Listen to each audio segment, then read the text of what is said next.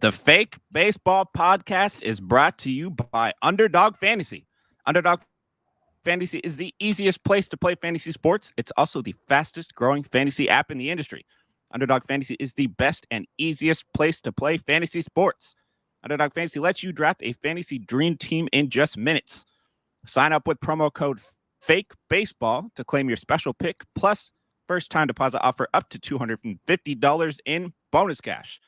With their slick mobile app and user-friendly website, you'll have no problem jumping in and drafting your team.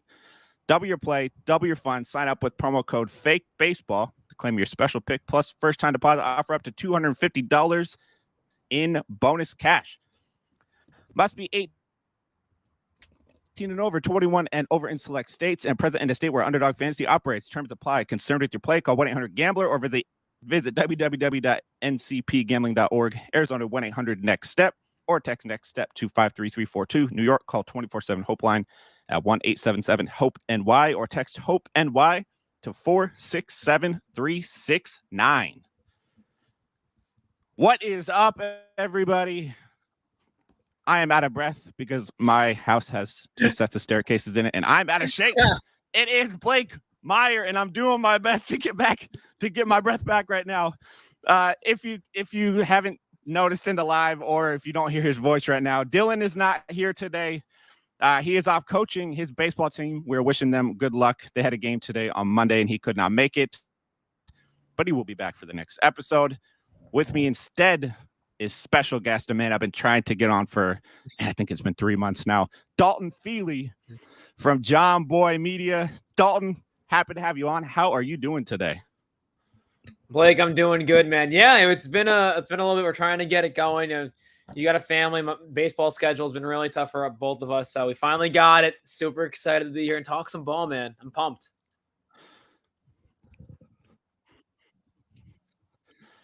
Same.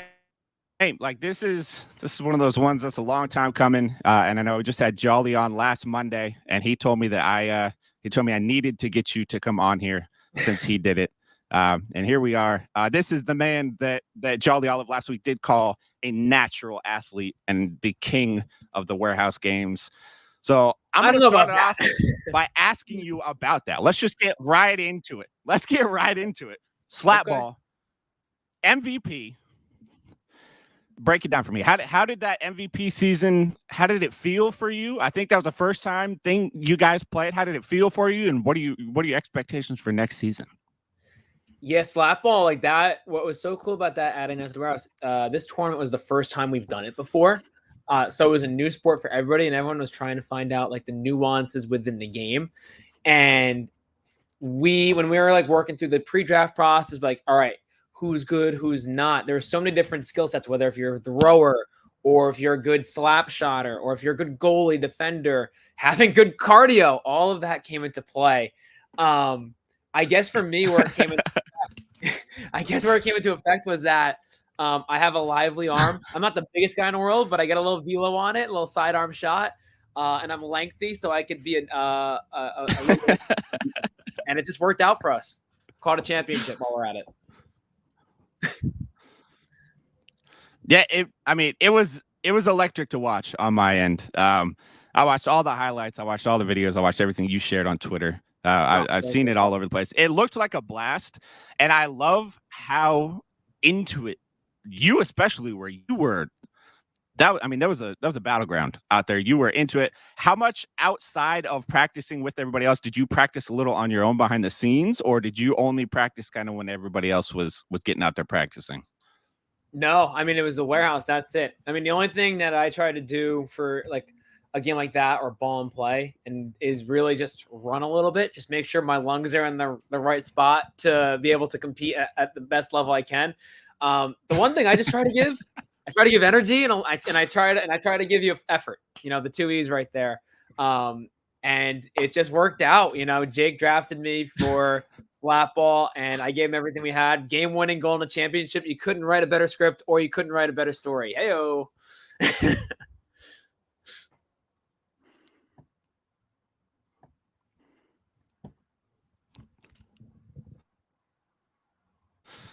Yeah. That's what. So I guess it's what all kids dream of. Just that moment, getting the chance to get that game-winning shot. When are you guys planning on bringing slap ball back? Is it just like a once-a-year thing, or is that a one-time thing that you guys are going to play, or is there any kind of schedule for that? Oh, that is a question above my pay grade. I don't know for sure.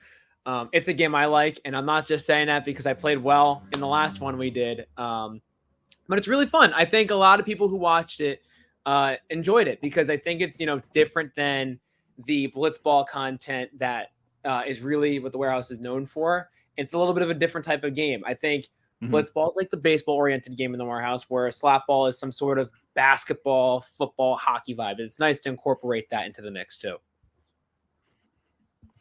Yeah, it's always fun to mix it up, keep it interesting, keep things fresh. Exactly. And keeping things interesting. I'm very excited to have you on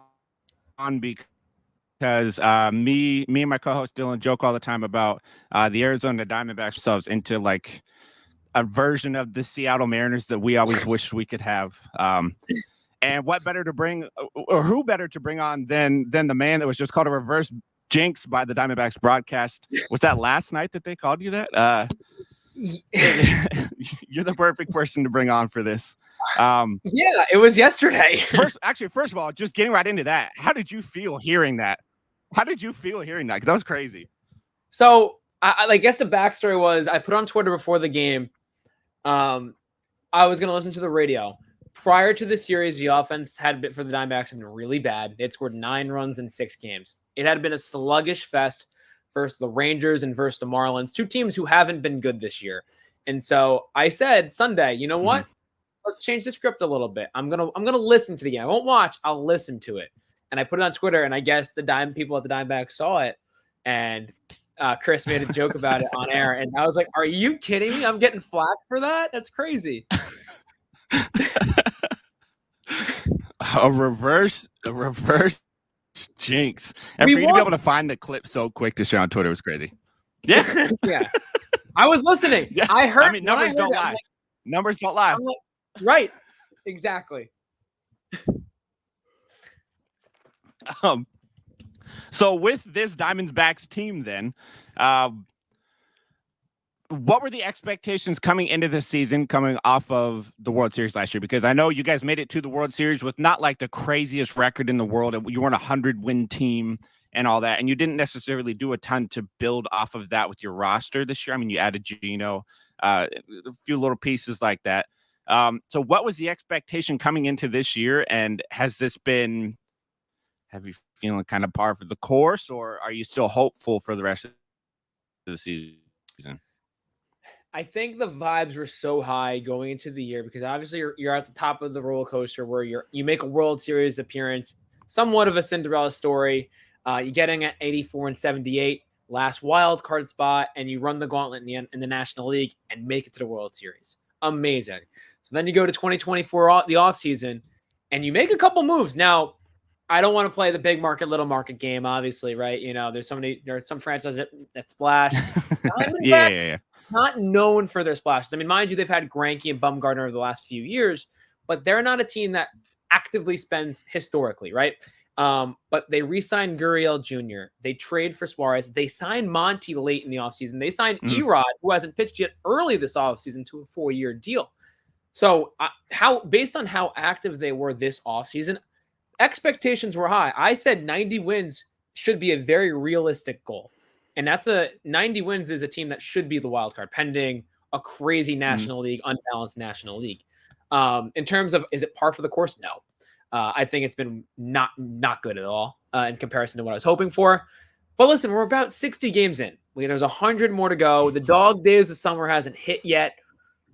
I'm not hitting the panic button yet. I'm a little worried. I would say I'm like a 3 or a 4 in terms of the worry meter.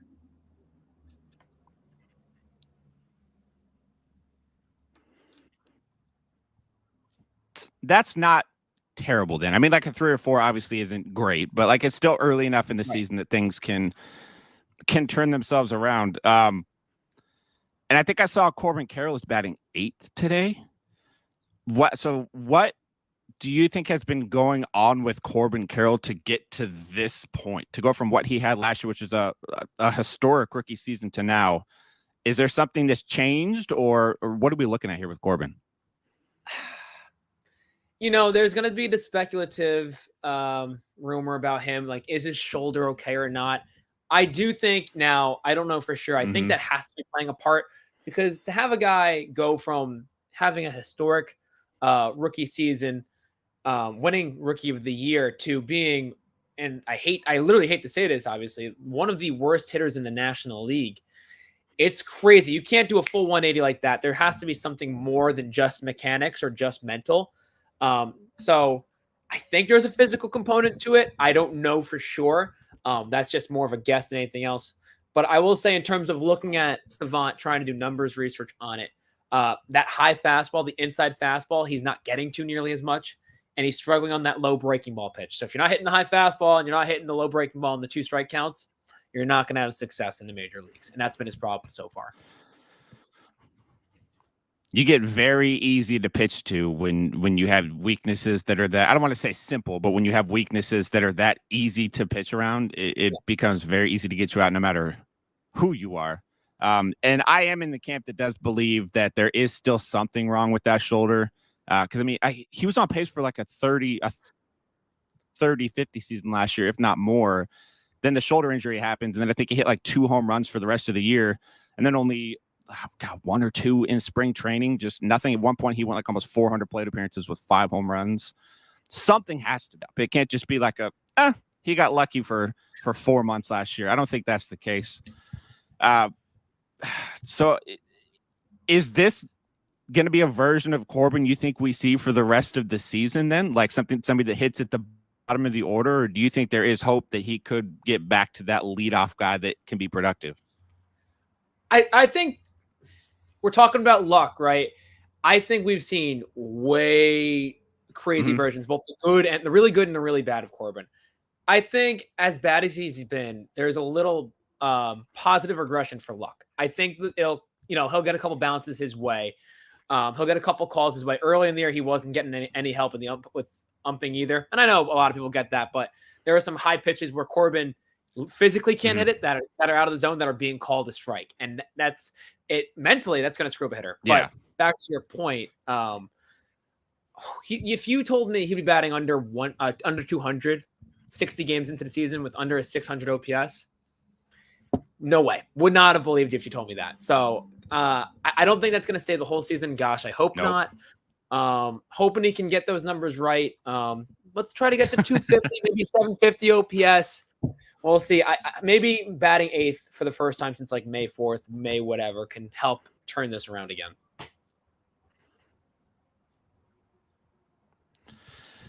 Yeah, sometimes that can kind of just be what a guy needs. Just let him bat in a less prominent spot in the order. Let him get kind of down there, get his wits about him a little bit. Obviously, you're not going to pull a Spencer Torkelson and send him down. You cannot send Corbin Carroll down. But just depends on how bad it gets. Those less high leverage bats. Okay. Then would you be surprised if a month from now he's batting 205 and they send him down? Would that surprise you? No, that part would surprise me. I'm against batting. I'm against sending him down unless it gets like catastrophically worse. Like if this somehow gets worse, if he's batting like under 175, there's got to be a sign. And like this is at that point, you got to look in terms of the whole team, right? You play to win the game. Hello. If Corbin at this point, I know he's rookie of the year, but he's struggling. If this is like past the All-Star break and he's batting under 175, his OPS is like 550 or worse, you got to concede at some point and just get him right and help the team out by putting guys like a Jake McCarthy having more consistent at-bats at that point. Alec Thomas should be back coming off the IL hopefully at some point too. Less stress for Corbin. Just get him right. That's the thing I'm really hoping for. I want Corbin Carroll to be 2023 version again because that was so fun to watch. Just not even as a Diamondback fan, MLB fan's sake. Yeah, I agree. And like from the fantasy side of things, Corbin Carroll was like a top if you stretched it, he was a top 5 pick. He was typically like a top 4, maybe 3, depending on the league pick this year. And I can't remember a guy in recent years that was that high up that has struggled this much. I know people were getting on Acuna a little bit for not having the crazy start of the year. I think that was a little unfair before the injury. It's hard for somebody to have a historic season and then just be better. So that was kind of ridiculous. But somebody like Carroll, I drafted him in a few leagues this year. I had very high hopes. I invested him in the sports card side of things. I was very hopeful for Corbin Carroll, and it's just been a rough start, but he is young. There's still time to turn. But somebody that's not quite as young that I got to transition to because it's near and dear to my heart, Mr. Good Vibes Only, Eugenio Suarez, Gino. He's had not the craziest year for you guys. What are your feelings on Gino this year? And do you think like the 30 home run ship has officially sailed for Gino, or do you think he could still get there? I'm a positive guy. I don't want the people to think I'm not a positive guy. I try to bring good vibes like Gino does and energy. But we're starting off with Corbin and Gino. It's been two of the guys who've been really struggling this time. I think it's sailed. I don't know in terms of career, right? I think that's a stretch. But I think this year, I mean, listen, since May 9th, he's hit 1 home run. He's batting 167 since then. It's been really rough for Gino recently. He's below the 20th percentile in K percentage, whip percentage, and hard hit percentage. So he's swinging and missing a lot, and he's not hitting the ball hard and not out of the park. That's a major red flag. The one thing I'll give to Gino, I don't know what is off the top of my head. I don't know what his outs above average is at third base, but I know he's been a good third baseman and like with the Mariners and the Reds. But even this year, like he seems like he's been a good defender too. I could be wrong. That's not a numerical take. That's like an eye test thing. But I like him in that regard. But hitting wise, it's been a struggle for sure. Mm-hmm. Which I'm sorry, Blake. I know it's your guy too. I think that was the thing that surprised a lot of Mariners fans when he came over here. No, I get it. Like I hated to see Gino go, but the bat wasn't what you wanted it to be last year. But the defense was always good, which it wasn't supposed to be. When Seattle traded for him, he wasn't a good defender, and maybe the struggles at times that he would have at the plate. You can get away with struggling a little bit if you're out there making flashy plays at third base. But now when you get to the point where maybe those aren't coming as often, plus the power's down, probably going to be top 5 in the league in strikeouts again, it gets tough. And I know we're not going to keep it negative the whole time. I'm going to go to another former Mariner that plays for the Diamondbacks. There's a lot of them, if you can't tell, that has had an incredible season so far. And I don't think he's getting the flowers that he deserves this year because not very many people talk about him. That is Ketel Marte. He has been incredible for the Diamondbacks this year. He's flashing great pop. He's already got 12 home runs, scored 39 runs in just 58 games, which is crazy. Striking out less than 20% of the time, hitting 270. He's got another 16 extra base hits on top of that.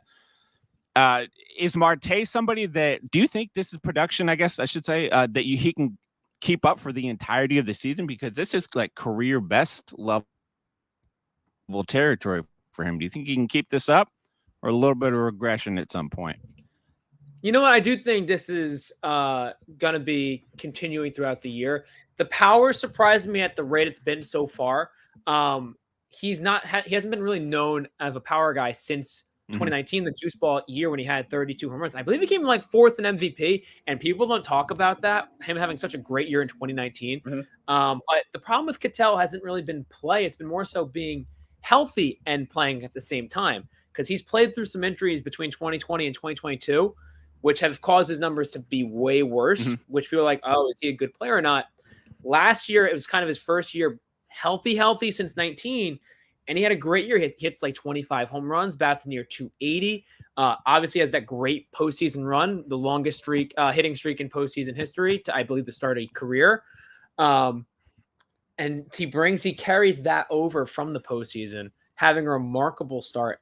I think the power might slow down just a hair, but I think, a 270 hitter with near like an 850, 900-ish OPS, I think that's for real. Yeah. Yeah, if you had told me we were like 60 games into the season and Ketel Marte was going to have an average exit velocity just shy of 94 miles an hour for the season, I would tell you you're nuts, because 95 miles an hour is what StatCast considers a hard hit ball. So to average just shy of that is pretty crazy for somebody that's not, when you list the power hitters in baseball, you're not adding Ketel Marte. Nobody's doing that. So to see that, I love. He has made, it seems, a little bit of changes in his swing, like decent changes that are turning into that better contact. He's pulling some more fly balls, which is great to see. But before, so I have an ad break for everybody that's in the live. I don't play it on the audio version. So if you're on the audio, you'll skip that. But before we get to that, I want to ask you, I know later on, I'm going to ask you your surprise player for the rest of the season. Who is one person on the Arizona Diamondbacks that is not getting the recognition he deserves, do you think everybody should be paying more attention to? Justin Martinez. I mean, my goodness, this guy, if we're talking like what this person could be in their future, Justin Martinez screams future closer. My goodness, his stuff is absolutely filthy. He throws 101, 102 miles per hour. He's got a nasty splitter. He's finally starting to be used in these tight hold situations. He's earned Torrey's trust, being a potential 7th, 8th inning guy. He's a guy, he's allowed 1 run this year in 20 2/3 innings. He threw 5 innings in 4-game set versus the Mets, shuts them down in 2 different games. The stuff is there. I don't know how he'll finish this year, but he's 22 years old, soon to be 23 in July. His stuff has future closer written all over it. It's been awesome to watch him. And he's just going to continue to get better and better. And I'm really excited to see it.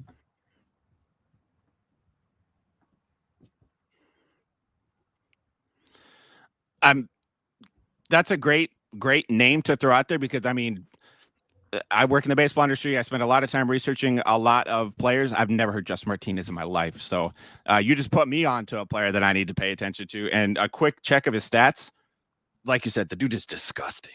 Like that. Yeah. That's a great call out by you. And Sewald is getting up there in age. Love Sewald. He might be my favorite former Mariner of all time. I haven't brought him up yet, but Sewald's not going to be a closer forever. He's getting up there in age. So to have somebody like a Justin Martinez that can be like the predecessor to a Paul Sewald, that could be a great move out there in Arizona. For those of you that are in the live, I'm going to run this ad real quick and we'll be right back.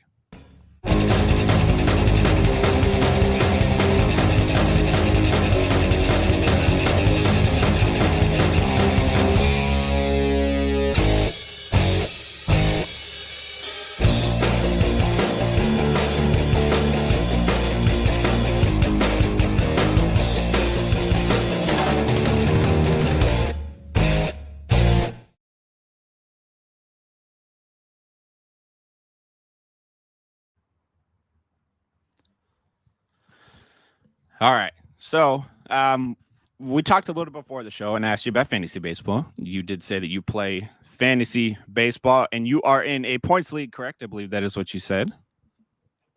Mm-hmm. Oh, yeah. Yes, sir. Absolutely. Yes, sir. We love points leagues around here. So I got to ask, how long have you been in that points league for? Okay. So I've been in 2 leagues, like 2 big leagues in my lifetime. My first league was my older cousin and his buddies. Category league, we've been doing it for about 12 years. But my newly formed league of the last, let's say, 5 years since college, like the start of college, freshman year, is a points league. So it's been 5 years.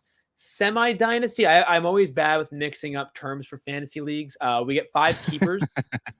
So it's not really a dynasty. Okay. But you can keep them for as long as you want. There is no like time clock. Like you can't. It's not like you have to let them go after a certain amount of time. And we'll say I've won the first 2 championships of the league. Humble brag. But It's always good when you're in a league with some college buddies and you have some bragging rights. But no, it's been a great time. We have a very competitive league, and it's fun to be a part of it.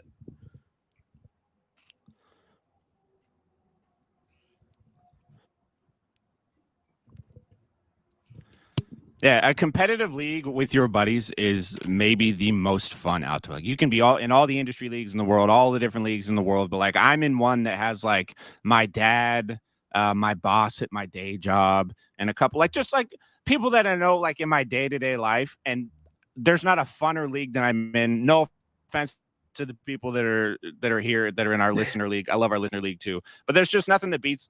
Like, I've been in that league for 13 years now. There's nothing that beats that. Just everybody's talking shit. It's competitive literally till the end. Even like we're making fantasy baseball trades while drafting fantasy football teams. Like, that, just nothing beats that. It's the best.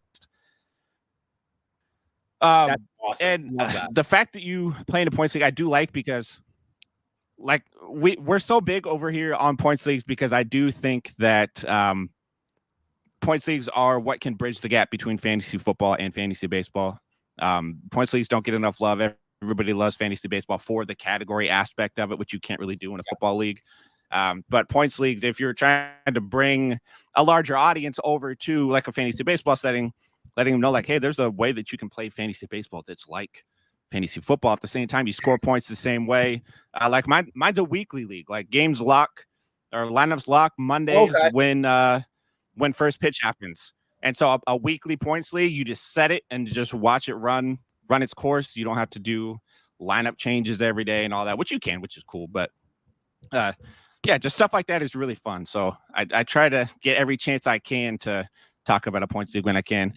Nick at Pitcherless, if you're watching this, no, I have not written my article yet. I apologize. It'll be done tonight. So don't kill me, please. But okay, so I was supposed to have it done before I got on here, but kids got in the the kids didn't get in the way. Kids got in the way. I got in the way. It'll happen. Priorities. But so transitioning from that, I do want to get into your one under the radar guy for the rest of the season that you think needs more love. Like, who are you keeping your eyes on right now? Can I tweak it a little bit? Because I'm building off of this, because I have a fun thing I wanted to do. Absolutely. So absolutely. For those who don't know, I am the Talkin baseball researcher at Jomboy Media. I do other research too, but that's like my main job. I help prep the show, all the packets, all the games, all the numbers. I do that. And one of my favorite segment that Jake, Trev, and BB do and Jim do are awards. And my kind of award, if you will, I'm calling it the Cinderella Award, or let's see how long it lasts. The two guys I kind of wanted to highlight were Garrett Crochet and Ronaldo Lopez. I'm a pitcher guy. I love my pitchers. I love watching aces on the bump just dominate. Yes. I want to see two former relievers transitioning as starters, having fantastic years so far. See how long this continues. So GC in Chicago comes back, has had some injury problems. He's second in baseball right now at strikeout to walk percent. So not only is he getting punch outs, but he's not really walking guys at a high clip, which is great.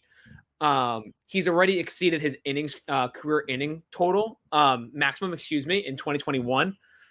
He's already thrown 70 innings this year. He's never eclipsed more than 55. I want to see, for a team that hasn't been good in the White Sox, probably still going to be a dumpster fire by the end of the year. I'm sorry, Chicago White Sox fans, if you're listening.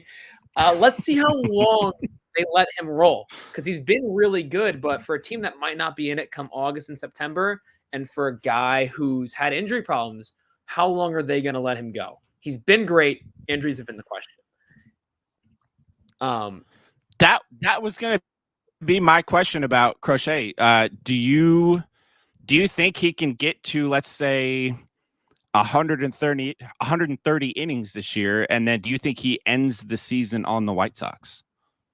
They can't trade him. I don't think they can trade him. They well, not the back talk, they could, but like you have very limited talented players on your team to build around, and he's been so dominant. I believe he just passed Jack Flaherty leading in the American League in strikeouts too. He's been so good. I don't think you can trade him yet, because you need a king's ransom. He's got like 3 years left of control too. So if you're going to trade him, you're getting a haul. And then segue into Ronaldo real quick. Just a starter turned reliever turned starter again. He hadn't thrown more than 66 innings since 2019. He's at 57 now. He's been a huge part of the Braves rotation, now missing Spencer Strider. How long does that last? He's been pitching great. He's got the third best ERA in baseball. I don't know. I always get worried with guys who don't have much tax on their arm. They're used to it. They're not used to it. Yeah, that's an interesting point, because I mean, he's going to be one that's going to be very fun to watch closely, because unlike Crochet, like you mentioned, he was a former starter. He threw 188 and 184 innings in back-to-back seasons before, so his arm has gotten there before, and then he had to shorten it up for the reliever role. How easy of a transition do you think it can be to get back to not even 180? Because that's like top 5 in the league at this point level. How easy of a transition do you think it can be to get to maybe like 150 innings for somebody like Lopez after, I mean, what's it been, 4 years since he's been a starter? Do you think that's an easy transition, easy-ish? That's a great question. Again, I'm not a pitching coach or anything, so I can't really attest to the arm and elbow and how long that can last. But like you said, it's a great point. He's thrown 180 innings in consecutive years before.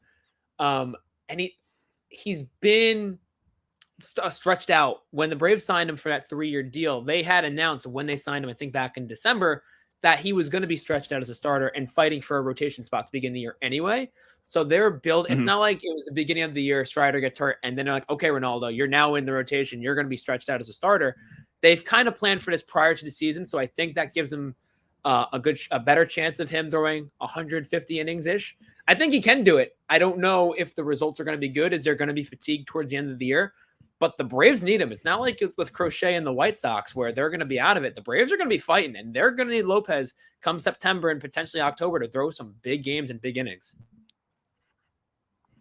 Yeah, and it makes me wonder if I've never thought about this before until like this season, after like Sean Murphy went over to Atlanta last year, and then he came out and said that his struggles at the end of the year were because he wasn't used to the heat and the humidity, and it kind of wore him down at the end of the season. Now, that's the only time I've ever heard anybody say that, but it makes me wonder if somebody like a Reynaldo Lopez, maybe all of a sudden you get to the end of August, early September, you're playing games when it's 101 degrees outside, high humidity. Does that all of a sudden start to affect you more than it may have earlier in the year? Things like that. I mean, I doubt it, because I've never heard somebody use that as an excuse in baseball before, so that was kind of wild to me. But it's in the back of my mind every time I think about Braves players now. But that's a good call. I love Reynaldo Lopez. He's great. I work for Pitcher List, and Nick Pollock has been big on Reynaldo Lopez coming into this year. He was hyped for him, and it had me keeping a closer eye on him because of that. He's got a K-minus walk rate of like 16%, which you like to see 16% or higher, which is great. And so for him to just slide right in that starter role and be not even just be a starter, but to be a dominant starter is fun to watch. That makes me happy. And then just to throw mine out there, it's Joey Ortiz from Milwaukee. Okay. I mean, the prize piece in the Corbin Burns deal. I mean, whether you want to say it's him or Deal Hall, I tend to think it's Joey Ortiz. I've been keeping an eye on him closely this year, and I think he's the real deal. Former top prospect. He's got like 18 extra base hits already, hitting just shy of 300. Another guy that's really not getting talked about a ton in the baseball world, but he's silently having a great year for a Milwaukee team that, I mean, they didn't need necessarily somebody in the middle infield, but they got Willy Adames, but they needed something at like second base. I know he plays second and third. They needed somebody that could give some kind of batting average help, and he does that. So Joey Ortiz is the one that's the man that I've been keeping my eye on. Yo, I love that. That's chat. Ryan Pepio. Ryan Pepio. Okay. Dodge it array. He's been with two good organizations in terms of pitching development, so I don't doubt that one. I like it. And I actually have a little bit of inside info on the Rays pitching development. Tyler, Ooh, okay. if you are watching this, no, you're not.